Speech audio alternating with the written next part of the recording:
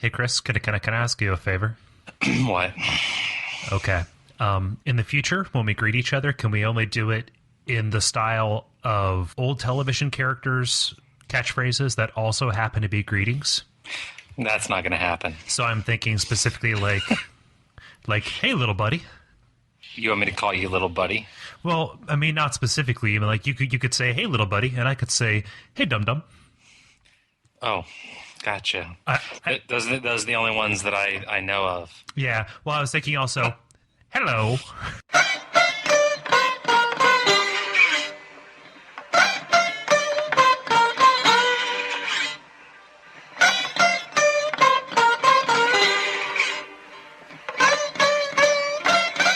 Those Damn Ross Kids, a conversation between brothers, featuring Chris and Cole Ross.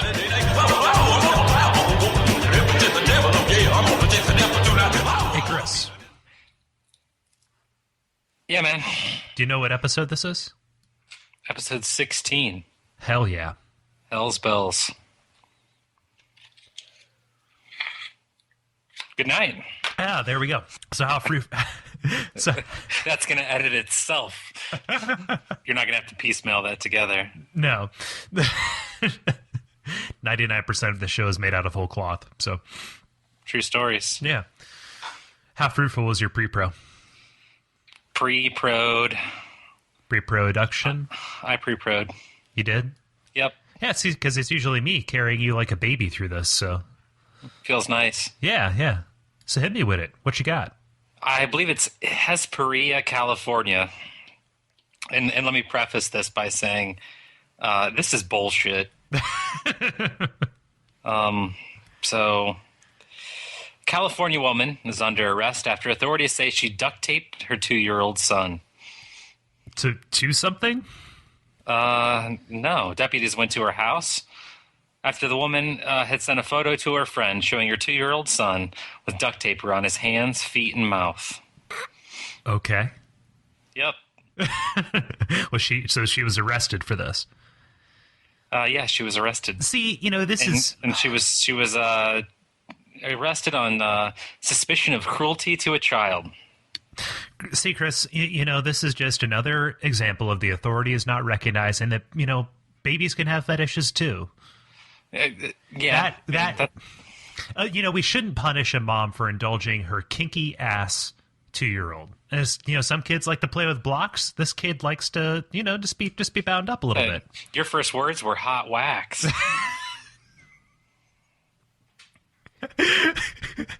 Oh gosh. Followed shortly by pull my pubes. I don't understand. You ain't got no pubes. Apparently, you were saying it to a guy from Brooklyn or Jersey or something. He was just there. I didn't know his name. I'm just saying, we should be a little bit more tolerant as a society, because this kid, how else is he going to get his jollies? It's not reading, Nope, definitely not. Can't read. Can't read. Bind me and gag me. You're a useless little kid. It's so boring in here. It's so boring in this pack and play. Get to first grade, the only letters you know are S and M. B, D, S, and M. Let's be fair. Let's be fair here. But, oh gosh, I was trying to work out a joke where he uses a super ball as a gag, but... Authorities said that the little baby boy in this case was found in a playpen upon their arrival with bits of tape still clinging to him. So how is that suspicion of cruelty, by the way? I don't know. That's the only charge that could stick, I guess. You tried to sneak it in, didn't you? What? You're gonna act like you don't know what you just did. It's the only charge that could stick in a story. Sticky situation. It is a sticky tack. You know what? That's just tacky. It's tacky what she did, and we are giving her way too much attention. Because you know what? There's a shiny side and there's a dull side to life. Okay, is that a little bit too technical? Well, they're treating it like it's like the photos from Abu Ghraib. Was she pointing and laughing? Yeah. Oh. And if that's the worst that you're doing, awesome. Good on you.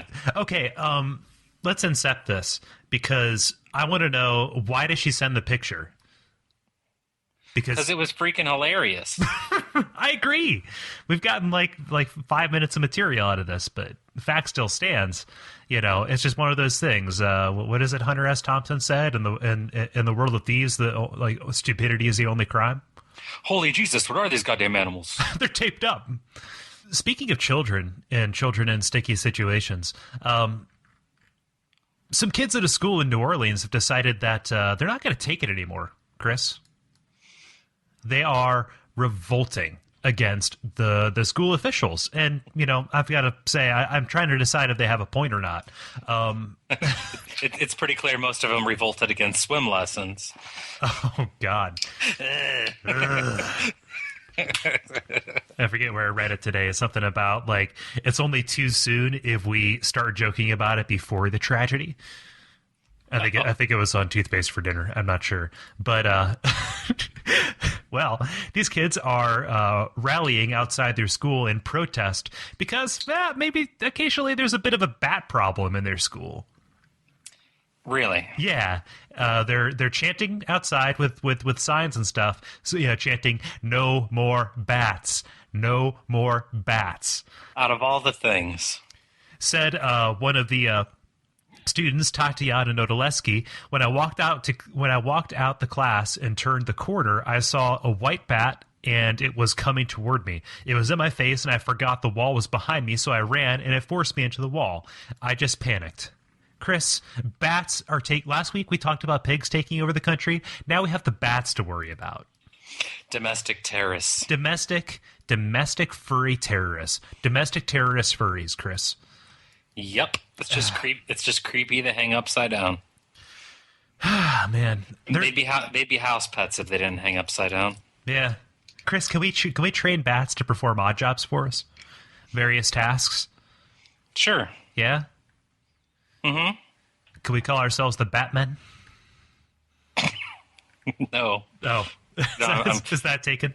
Pretty sure we'll get sued. Oh well. Let's add it to the tab. Hey, guess what, man? What? I'm gonna see if you can guess the context of the quote that I'm gonna read here. Okay.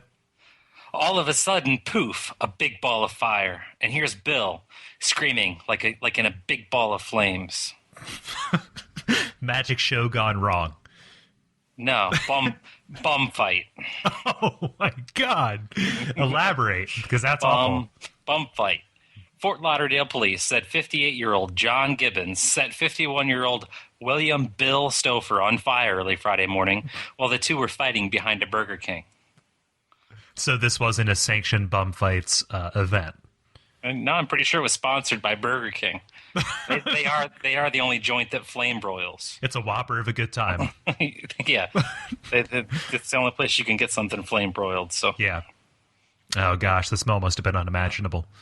He was the dude that's on fire was doused with some kind of accelerant before the other man lit him on fire. So apparently there was another. It was a 2-on-1 bomb burning, and that all happened behind the BK. Oh man, down in the Fort Lauderdales. Wow. So then they just went up front, they got some chicken fries with their winnings and went about their business. Is the guy alive? Did he survive that? He's actually in hospital. He's in a hospital in Miami and in critical condition. Is that better or worse than dying? Because I'm not really sure. We talked about this last week. Oh, yeah. On fire, and you basically asphyxiate, but we both agreed that, there's a lot of pain involved. Uh-huh. So, yeah. So there's a group of ninth grade algebra students who were in there doing graphs on his body. I don't get it. Skin grafts. Oh God.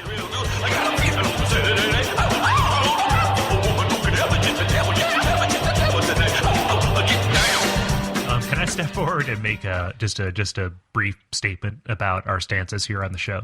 I don't know if you'll agree with me, so maybe I might just be speaking for myself. We don't endorse setting people on fire, especially homeless people. No. Although in the past I have said that personal arson is my favorite crime, but If that happens, I'm gonna laugh. It's In certain contexts. Chris, you have to find humor in most aspects of your life, or else you're going to wither up and die. I think that's what this podcast is about. Laugh, damn it, or die trying. Dude, why are we dumbing this down? What do you mean? Coming out and saying? I think that everything should have a thesis, Chris. No, my street cred is lowering. Is it? Okay, whatever. Yeah. Okay. So find the nearest homeless man and set him on fire. Fuck it. We don't care. No, I'm not going to do it. Okay. I was going to say, I mean, if you're going to come out there and say this is a stance that I wholeheartedly endorse, you got to back it up. So I got to do it. You got to do it to it. You got to back up your junk into my junk and let's do this thing. Okay. We got to grind out the truth. Yeah, we got to grind out the truth, because you know what, Chris? Truth is a gem, and you don't see the gem without putting it into a rock tumbler and just letting it just pressure in time, Chris. Pressure in time. I'm not gonna do it. Oh, damn it! I thought I was gonna get you to do it. Not gonna happen. Ah, rats. So, you being a person who has a child, I assume that she goes to daycare. I don't know what she does with her business. Preschool. Preschool, yeah. Have they ever tried to give you the wrong kid? Like when you went to pick her up? Like you went there expecting your baby, who I might say is a beautiful little white girl. And they tried to give you a substandard model, like one that was a little bit browner. Yeah. Yeah. I mean, there's an exchange here, and they're gonna try and do this. Well, this is something that happened up in Cleveland. It was at a family daycare center. Grandpa goes to pick up his 3-year-old son, and grandson rather. That'd be weird. Grandpa with a 3-year-old son. That happens. Yeah. They gave him the wrong kid. Okay, so it took them a while. It took the daycare center a while to realize the mistake and put out the APB. But apparently the daycare center noticed before the grandpa, because the grandpa didn't say, I've got the wrong kid here. He was like halfway home before like anybody like even hipped him to the situation. Just like, here's Billy. Our son's name is Bobby. Grandpa, you're done. He gets home, gets yelled at, and says, well, it's not my fault they gave me a yellow one. See, man. He's Asian. Okay. I didn't know. They don't identify the people in these news stories, so I can't make assumptions based on preconceived notions. But yeah, so the Cleveland police have decided this isn't a criminal event. People need to pay attention, because these switcheroos are happening all the time. This is a really kid-friendly podcast. We've been advocating for child issues this week. We have, and why isn't? I want to know why this kid that I'm going to talk about next, why his mom is not in jail, which she's not in jail. No. Apparently, I'm supposed to be heartened by this mother's behavior. Like the American dream is not dead. Okay. Fox News is planting seeds. Dream seeds, little American dream seeds. They're incepting that shit. Mm-hmm. Yep. Florida mom is forcing her son to stand on a Tampa Bay street corner and wear a sign to tell drivers about his poor school grades. Kid's name's James Holder, 15 years old. He wears a sign that reads, I did 4 questions on my FCAT and said I wasn't going to do it. GPA 1.22. Honk if I need an education. Bob, it's hot. It's hot out here, Bob. It's so hot. When asked for comment, his mother says, until he straightens up his grades and gets his education on track, he's going to work that corner. He's gonna work that corner. She said that from the driver's seat of her 1989 purple Ford Taurus, while listening to "Fancy Don't Let Me Down" by Reba McEntire. All of that's true. Hey, he's going to work that corner. He's going to work that corner. He's going to be out there walking those streets. Walk in the street, work in the corner. Ah, man. Until he gets his shit together. You know what? He's going to turn those tricks until he pulls the ultimate trick. Yup. Achieve a future through rigorous standardized testing. True stories. That is the ultimate trick that we must turn. Teach the test. Bob, it's hot. Give me a Fresca. What the hell is that? It's that kid. He has allergies. But it's hot. It's hot here. I wanna go home. Can I have a Fresca? Yeah. Yeah. Give the kid a Fresca. Come on. Oh man. Do you want to hear about the lamest crime spree in the entire world? Do it. Okay. Hold up. So 2 men in a large truck were pulled over in Somerset, Pennsylvania. The men were from, West Virginia. And Hey, I've been to Somerset. have you? Yep. Can you attest to the caliber of person there? It's essentially only exists because it's right off the turnpike. It's actually the halfway point between where I live here in Mansfield, Ohio, and Philadelphia. Okay. Yeah. So it's like it's equidistant. So that's obviously where you stop and They have buy. like the biggest gas station signs ever. Yeah. Well, do they sell beef jerky at those gas stations, Chris? Probably. Well, not anymore because these guys done took it all. In a crime spree stretching from West Virginia up through Somerset, Pennsylvania, these 2 guys would walk in to, an establishment, a grocery store, a convenience store, a gas station, and they would take hundreds of dollars worth of beef jerky and Slim Jims. They just take them, and they were planning to resell them to finance their road trip. Chris, as human beings, our dietary needs are complex. You have to protein up. You have to protein up. You have to carbo load. You have to get your vitamins. Okay, and beef jerky is a really efficient way to get that. These people are being discriminated against specifically because they are trying to meet unique dietary needs. Jerky is currency where you're talking about. Is it? Is this like them stealing gold bullion? Or No, didn't you see that documentary, The Wild, Wonderful Whites or something of West Virginia? No. Oh, God. Yeah, you need to watch that. Anybody's listening, watch it.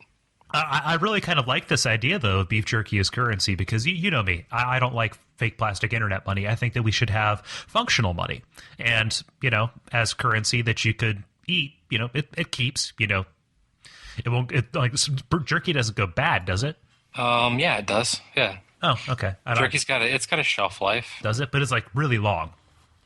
I don't think it's that long. It's kind of like regular currency then. I mean, there's inflation. It goes bad. Jerky inflation, Chris. Jerky inflation. Inflate that jerk. Inflate the jerk. I think that we should move to a dried smoked meat economy. Dry smoked meat economy. Just so salty. Put that salty meat in my mouth. That's how you fight inflation. Put that salty meat in my mouth, Chris, Just dehydrate it. and let's pay for my education by putting salty meat in my mouth. Yep, been there, done that. Yep. Gonna chase the devil tonight, chase the devil tonight. Chase the devil tonight, oh, chase the devil tonight. Chase the devil. Chris, can I take you to the future? Let's go. I'm going to take you to the future, Chris, where people can be invisible. Okay, is another one of these things where it's like the little made a particle invisible.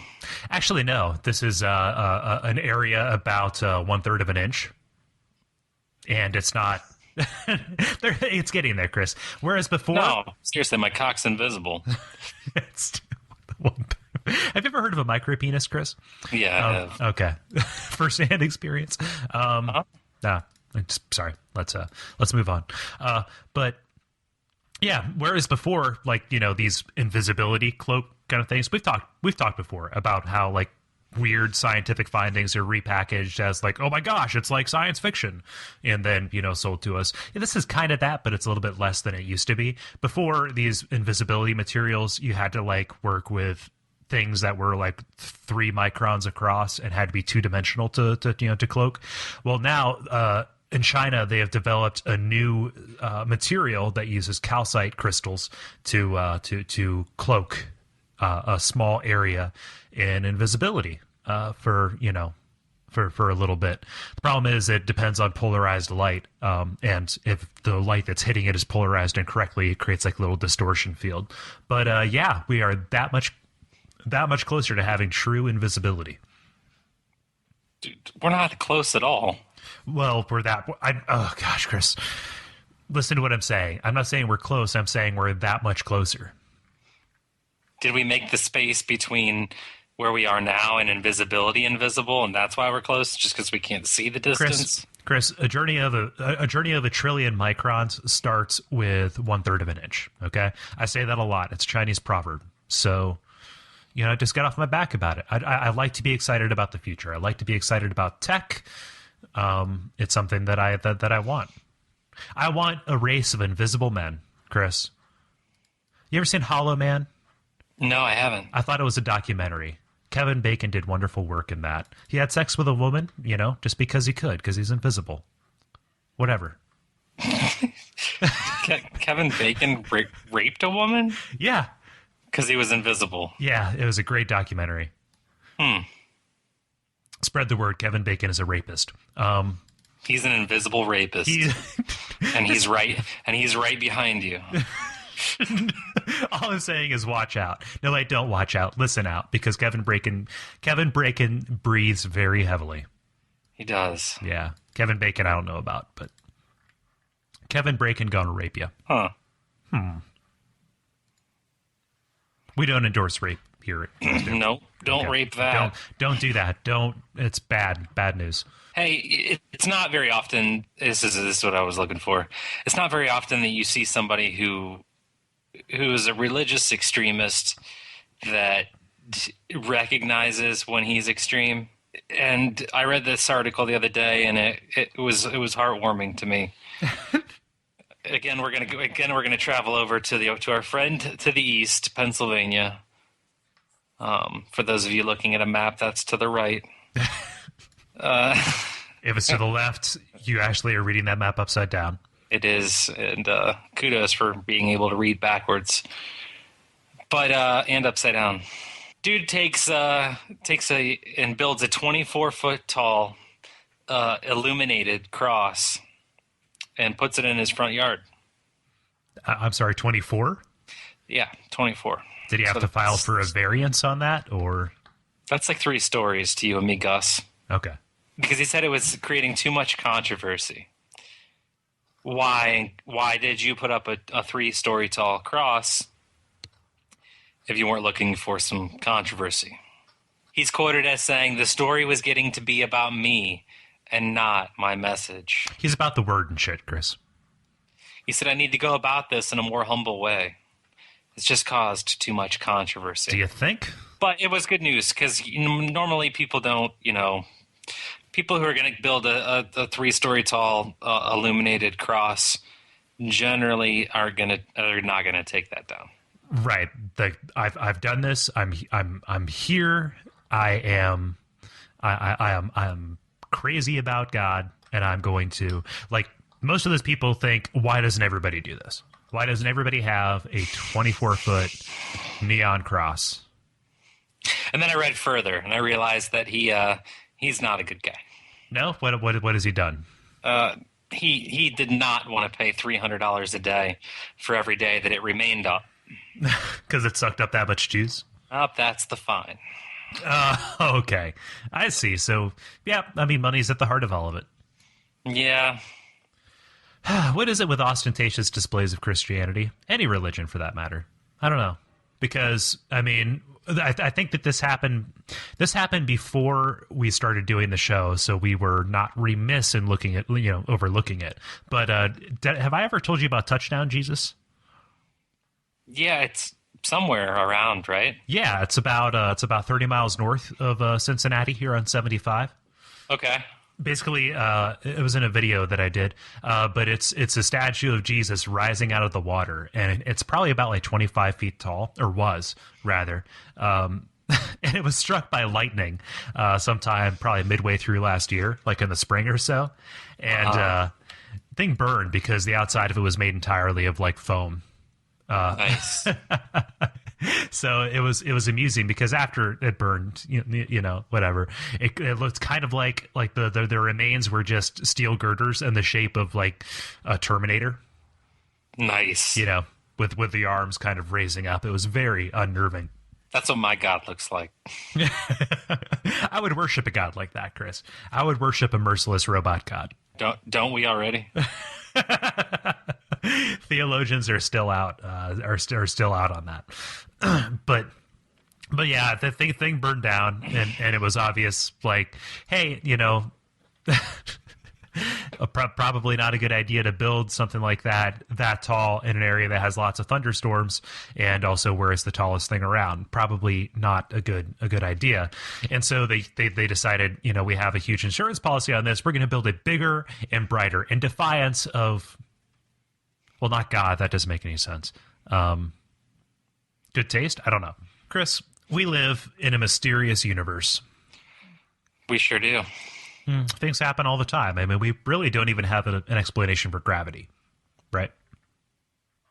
I'm just saying it's just a theory. I'm not here to talk about gravity and all that. I'm just here to say it's technically it's just a theory, a very correct theory that is observable in nature, but a theory nonetheless. There's a lot of stuff that we don't know about the human mind, about ghosts, about goblins, about lizard men who live on the inside of the earth, and space Jews who live on the outside of it. There's just things that we don't know.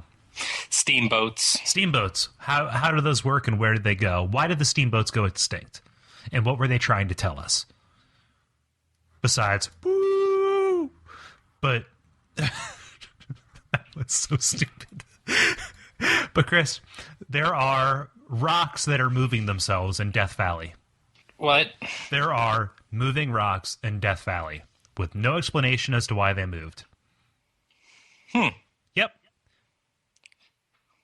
They're just out there. And I think that I'm not angry at those rocks. I think I'm angry because I can no longer say, "Don't just sit there like a rock." We need to change all these aphorisms, Chris. Do these gather moss? I don't know. They're not really rolling. They're just kind of scooting along. Yeah, just out on these dry lake beds, there's no real rain or moisture, and somebody's moving those rocks, but there's no footprints around them. It's just completely undisturbed hardpan that happens to have a big path where a rock has been scraped along. No footprints, no nothing. Just like one night they're right there, the other night they're about 20 feet away with little path crawled in, and the thing is like. They're offering these explanations about like, oh, the wind is moving them and there's ice forming beneath them on the cold nights and blah blah blah blah blah blah. Chris, it's ghosts. Because it's gotta Chris, be. We have a robot god and we have ghost rocks. Ghost. We have ghost rocks. Do you want to know what's even crazier, Chris? They're Egyptian ghosts that move rocks. We didn't know how they did it then. Don't know how they do it now. God, Stonehenge, it's all a lie, Chris. There are forces in this world that are trying to keep us from knowing the truth. Here's the crazy thing. They have taken the trajectories of these rocks, and they've discovered that all of them are moving towards one central point. Oh, the cone theory. They're moving together. They're like the penny thing in the mall. Yeah, they're going to be moving in closer and closer and closer, and spinning faster and faster as they get in. And when they meet, Ragnarok. Done, dude.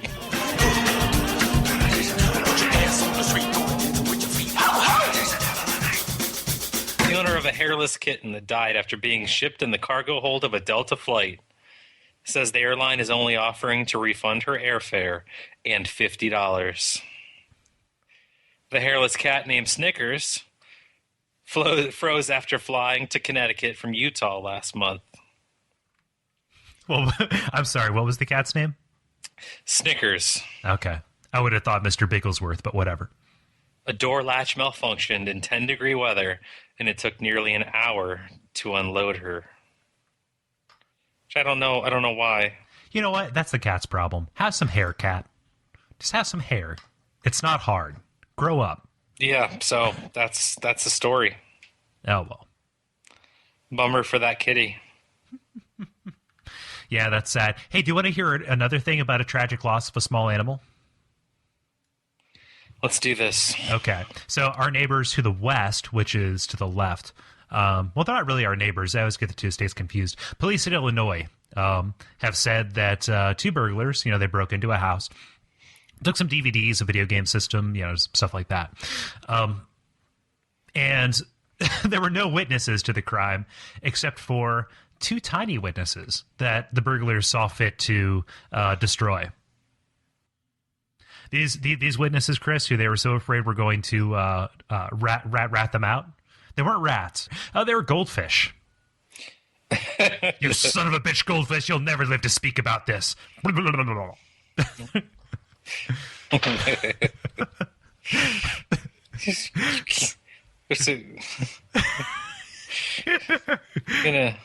Chris, I think one guy says to the other, "You can't drown him." Actually, you can. You just take them out of the water. Chris, those goldfish are going to sing like canaries, okay? I can't make that into a joke, so I'm just going to leave that there. How many other small pets can we put that in there?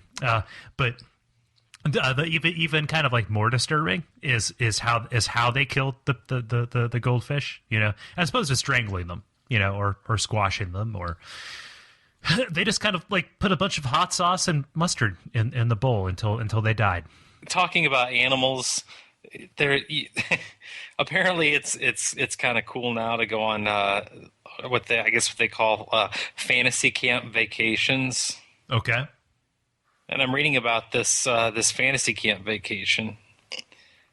Where you invite a falcon to rest on your gloved hand. Gently fling the bird from its perch so it's encouraged to fly away and land on a post. And watch as this trained bird of prey comes back and sits on your glove again. Hey, the summary probably doesn't do justice to the elegance of a hands-on lessons offered by the British School of Falconry. The experience appropriate for hawk handlers 12 and older can be done as part of a 45-minute, $112 lesson or a more robust hour-long hawk walk that costs $180, during which you'll release and catch the hawks, which the school says are trained to follow from tree to tree, returning to the gloved fist for rewards of meat. Chris, that sounds majestic. Yep. So you can actually go train a hawk, and you get to wear the huge glove. Chris, tell me you've booked the flight already. I'm all set up, but I was torn.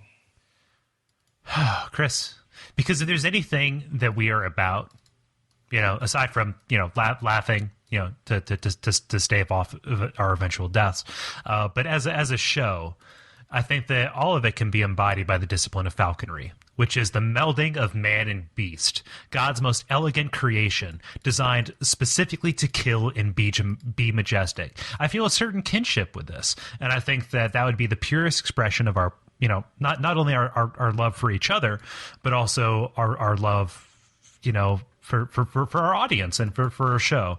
The hawk is the podcaster's animal, Chris. That cannot be further from the truth. We are expressing our intellectual dominance over the hawk. Basically doing what they spend their entire life and their entire evolutionary history doing, and that is just giving them meat for them to be the minions of our ambition. Yeah. So no, it's not one with nature. Yes, it is, Chris. We are aligning our priorities for one singular goal, which is to bond. Okay?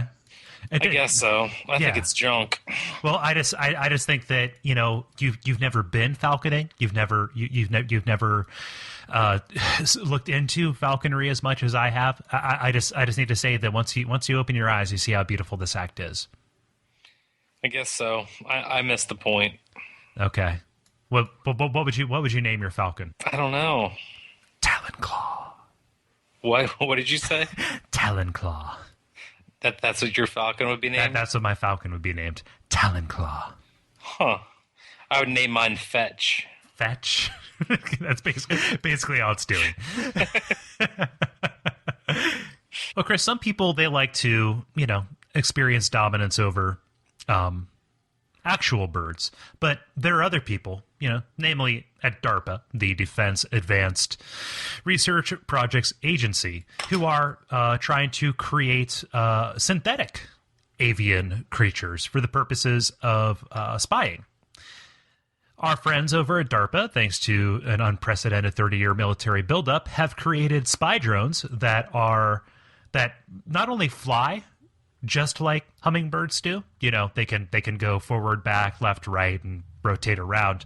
But they also look exactly like hummingbirds. So when you're flying around and spying, they don't just suck sugar water. Yeah, they don't just suck sugar water. It's like, oh my gosh, that's a spy drone. It's more like, oh my gosh, that's a hummingbird just alighting outside our window. And a little robotic hummingbird. Yeah. Yeah. I don't know. You don't? I don't know about how I feel about that. Yeah, I just it seems like such a Chris, tell me, what country that we have interest in spying on has a large population of hummingbirds? Which one? Us. Oh shoot. Chris, this is something to be concerned about because this is the opposite of what we're about. We're about natural falconry, okay? And this is awful. This is crazy robo falconry in service to the Terminator God, okay? I've changed my mind. You have. On the whole thing. Robot God, falconry, this is an abomination that we must destroy. My biggest fear? Your biggest fear, Chris? Gonorrhea.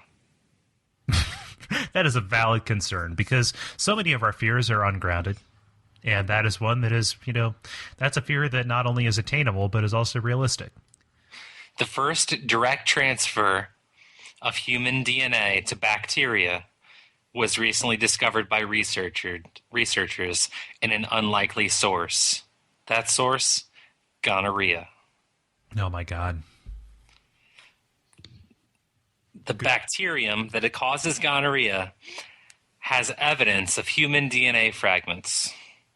And further research shows this transfer as an evolutionary event. Oh, no. Yup. Chris, that's like as distressing as dolphins growing thumbs. A terrible, terrible gonorrhea monster.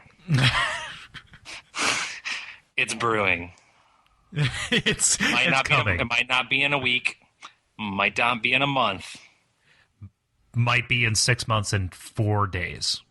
But streets near you soon to have their very own gonorrhea monster. just dripping from town to town. You know what? Some people are day trippers. This monster's a day dripper. All right? It's terrible. Oh, God. Oh, what a mess. So wait a minute. I guess I don't. Man, that's not good. Are you familiar with the bridge theory, Chris? The bridge theory is that an alien species wouldn't, just like come to Earth, right? That would cause them to travel twice the distance that they would actually need to. Okay, is that kind of like driving to Columbus to go to the Cheesecake Factory? Yeah, they wouldn't do it. Not going to happen. That's not going to happen. But here's the thing. So the aliens are not going to travel through multiple galaxies and shit just to eat lunch at the UN cafeteria to exploit. They're already doing that, but just to exploit our resources. In reality, the more realistic way for one species, for one genetic hegemony to assimilate another, is to actually seed their target planet with organisms or ideas that will cause an event to where they will the target society, the target again genetic hegemony will build up and then reach out to the stars, meet halfway, and then the singularity occurs. So all of the technology, this is just theories. I'm just reading it on the message boards. All of the technological advances that have happened in the past, let's say 60, 70 years, are the result of an event where ideas were passed to us, and they have caused us to build up the technology and accelerate our technological evolution to get off this planet and meet them. Okay? And I wouldn't put it past them that they sent every single STD in the world over here in order to, let's say, call the genetic flock and develop us in a certain way. So I think that there are forces in action that are adaptive, that are viruses and bacteria that are monkeying with the way that we breed. And the only way that they can do that is to assimilate our DNA and better learn about this and adapt in a way that they can continue fighting against our countermeasures against this. This isn't just, biological warfare like we understand it. This is biological, ideological, technological warfare on a galactic scale, and we have to stop it, Chris. Indubitably.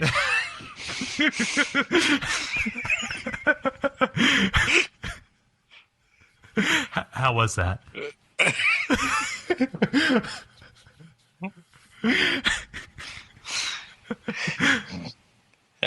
I said everything I had to say. Okay. Indubitably. Okay. I understood none of it. I agree with all of it.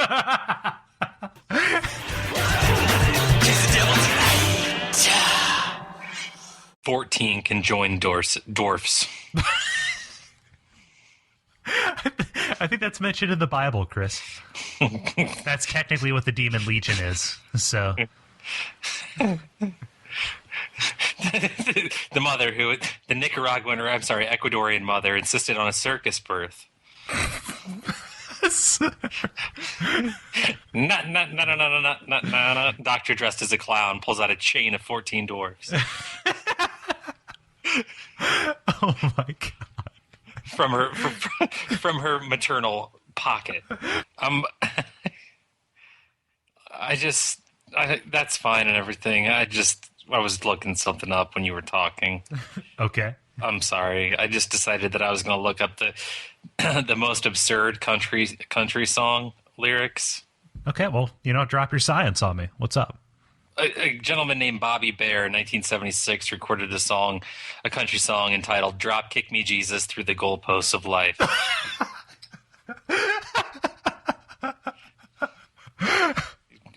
In your mind's eye, please inflect the southern twang as I read this stanza.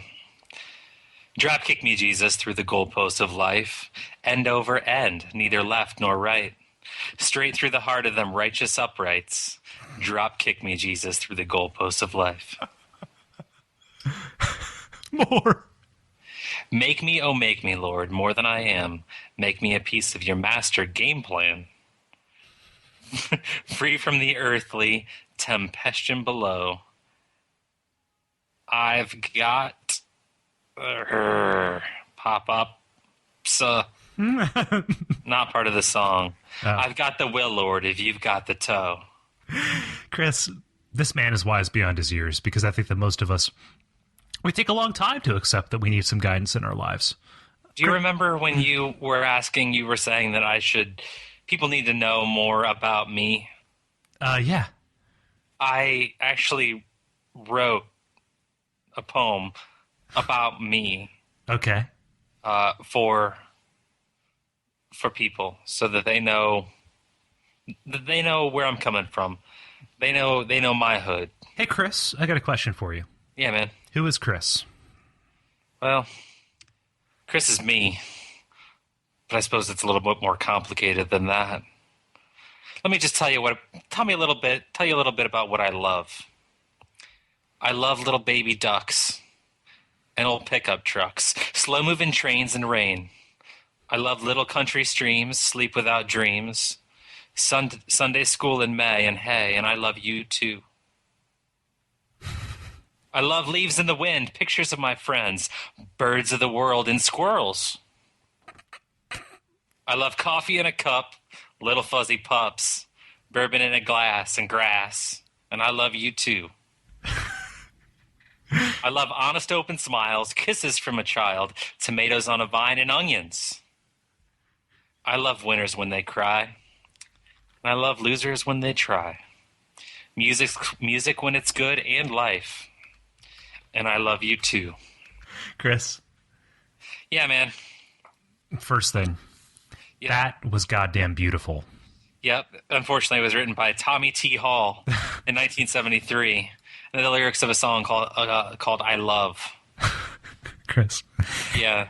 you know, he said it best of all, and I think that for as joyous as that is, it's also kind of sad, because we have to close the book on this, because not only do we do this podcast to bring some laughter into the lives of people so they don't die at their own hands, but you know, we do it just to put out into the world who we are as brothers. And I think that with those, you know, two poems, Jesus kicked that shit, and I love. Hey, I got the top. We have said every single thing that is possible to say about us. I don't know if we can go on. There's nothing left to say. It's a little definitely a foot fetish. Come on. Hey, I got the time, and you got the toe. We're done. There's nothing left to say. Goodbye, everybody. This is the last episode. Because those two poems that you just read, they were the most beautiful, succinct, flowering ways that we could express any of the essence that we had left in us.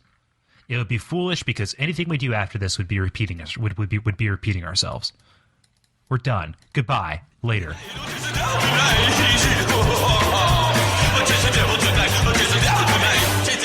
This has been Those Damn Ross Kids.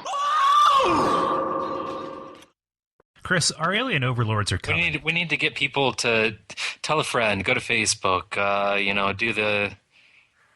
do that kind of stuff. Reviews on the iTunes. Yeah? Yeah. You're downloading. That's all fine and dandy, but unfortunately, you're not telling others how awesome we are. And that's important, I think. That's a big deal. It is a big deal. So, spread the word. Our episodes are short enough for you to burn onto a CD. So put them on a CD and give them to a friend. Yeah. Because, Chris, the aliens are coming. Fact is, they're already here. And if we're going to build up our society to a point where we can get there to meet them halfway, we're going to have to spread the word and shit. So put us on a CD, drop us off in your local library drop boxes. They'll say, hey, what's this? They'll put it in, then they'll play it over the PA systems, and then, So all of those things that, Chris, you just said, I think you're right on the mark. Hey, man. Hey, Chris. Those damn Ross kids have already suffered for over 20 years. 1.5 million of those damn Ross kids are dead. 2 million are disabled. And now this. We are predicting that the number of Ross kids facing hunger and deprivation will soon reach 7.5 million. Something has to give, or someone has to give. That's why I'm talking to you. Will you give? You can save the lives of those damn Ross kids and avert disaster by clicking on to thosedamnrosskids.com, hooking up your PayPal account, and giving a donation to Doctors Without Borders. For less... For less than a cup of coffee a day.